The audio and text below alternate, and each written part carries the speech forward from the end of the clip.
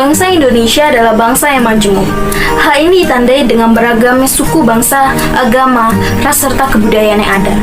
Namun kemajemukan ini membawa ancaman sikap anti toleransi terhadap yang lain.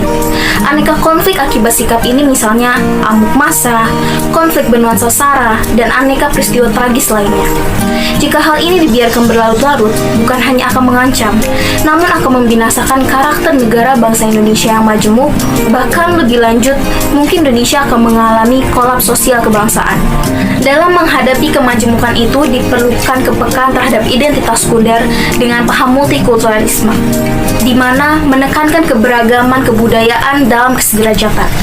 Bhinneka Tunggal Ika lahir dengan paham tersebut sebagai semboyan bangsa Indonesia, yang artinya bangsa Indonesia tetap satu dalam segala macam perbedaan yang ada. Konsep ini membuat setiap elemen identitas primer dapat merasa sederajat dan menyumbangkan sesuatu bagi Indonesia. Kepekaan terhadap Bhinneka Tunggal Ika sangat penting untuk memahami kemajemukan Indonesia di tengah himpitan paham radikal yang melemahkan semangat kebersamaan sebagai bangsa. Bhinneka Tunggal Ika juga mengikat perasaan dan kehendak yang sama untuk maju di tengah keberagaman pada tiap warganya. Realitas ini terlihat ketika tsunami melanda Aceh. Pada saat itu seluruh bangsa Indonesia merasakan hal yang sama, bahwa yang menderita adalah sesama bangsa Indonesia, senasib dan sepenanggungan. Oleh karena itu mereka membantu dengan caranya masing-masing tanpa memedulikan unsur sara. Inilah potret sesungguhnya kepekaan terhadap Bhinneka Tunggal Ika dalam negara yang majemuk ini. Keberagaman masyarakat Indonesia dapat dipersatukan dalam bingkai Bhinneka Tunggal Ika. Namun, semangat persatuan tersebut semakin lama semakin luntur dengan semakin maraknya konflik-konflik kemajemukan yang terjadi yang dilatar belakangi dari perbedaan suku, etnis, hingga agama. Terutama adanya perbedaan agama yang menimbulkan konflik kemajemukan yang sangat terlihat jelas di Indonesia. Masih teringat jelas di benak kita akan ganasnya tragedi Poso dan Ambon pada tahun 2001 yang menjadi sejarah kelam bangsa Indonesia dalam merajut kerukunan antar umat beragama. Apabila perbedaan agama tidak disikapi dengan sikap saling menghormati dan saling menghargai, maka timbullah konflik kemajemukan yang dapat mengancam persatuan bangsa Indonesia. Sehingga diperlukan upaya harmonisasi sebagai salah satu pilar penting dalam memelihara kesatuan dan keutuhan bangsa. Menciptakan harmonisasi diperlukan adanya sikap toleransi, sebab toleransi merupakan kemampuan untuk memahami dan menerima adanya perbedaan. Dalam toleransi beragama, kita harus mengakui adanya agama-agama lain untuk memberikan kebebasan beragama. Jaminan kebebasan beragama pun diatur dalam UUD 1945 pasal 28E ayat 1 dan pasal 29 ayat 2. Upaya-upaya yang dapat kita lakukan untuk mewujudkan rasa toleransi diantaranya sikap saling tenggang rasa, sikap saling menghormati antar umat beragama, tidak memaksakan orang lain untuk memeluk agama tertentu dan menjalankan ibadah sesuai agamanya masing-masing. Melalui upaya tersebut, isu-isu yang dapat menimbulkan perpecahan pun dapat dihilangkan, sehingga konflik kemajemukan dapat diredam melalui harmonisasi dan toleransi.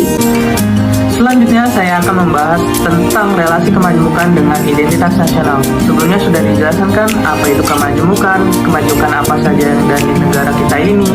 Lalu sekarang apa sih relasi kemajemukan dengan identitas nasional? Ya, seperti yang kita ketahui, identitas nasional merupakan ciri khas atau jati diri suatu bangsa guna membedakan dengan negara-negara yang lain. Maka, kemajemukan ini memiliki relasi yang kuat dengan identitas nasional. Kemajemukan di Indonesia dilindungi dan dijamin kebebasan oleh negara, terbukti dalam semboyan Bhinneka Tunggal Ika. Indonesia diwajibkan menjadikan semua kemajemukan sebagai harta yang harus dilindungi, dikarenakan semua keberagaman inilah yang akan menjadi kekayaan bangsa, ciri khas, serta membuat rasa persatuan meningkat guna menjaga keutuhan NKRI. Dengan demikian, Indonesia sebagai negara yang mempunyai kemajemukan yang masyarakatnya memiliki latar belakang yang berbeda-beda, bukan hanya menyangkut ras, suku, budaya, agama, adat istiadat, dan lain sebagainya. Kemajemukan ini adalah bagian dari identitas nasional bangsa Indonesia yang tidak dapat diubah. Maka kita wajib memandangnya secara positif sehingga keberagaman ini bukan menjadi sumber perpecahan, namun justru menjadi sumber kekuatan dan kekayaan bangsa.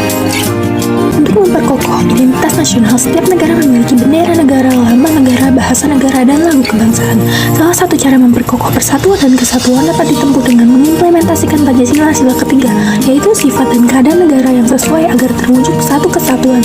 Sumpah Pemuda, yaitu janji putra-putri Indonesia dan semboyan Bhinneka Tunggal Ika untuk mempersatukan Indonesia yang berbeda-beda. Contoh sikap untuk memperkokoh persatuan yaitu otonomi daerah, menegakkan HAM, memajukan bangsanya.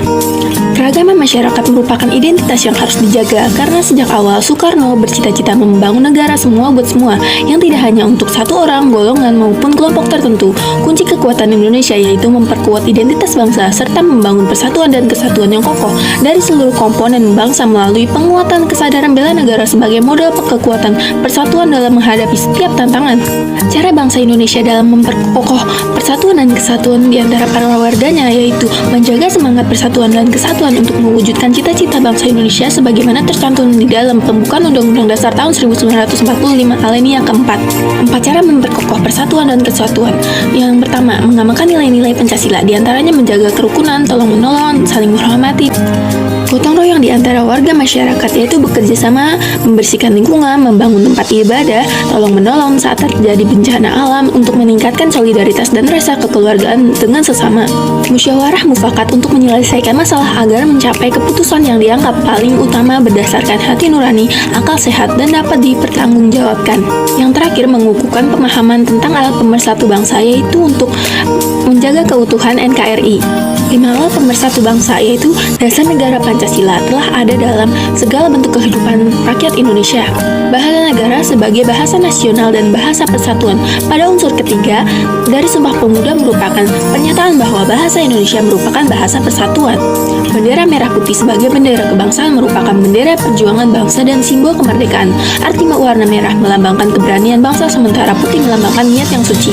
Lambang negara burung Garuda di dalam Undang-Undang Dasar 1945 menjelaskan bahwa lambang negara Indonesia adalah Garuda Pancasila dengan semboyan Bhinneka Tunggal Ika.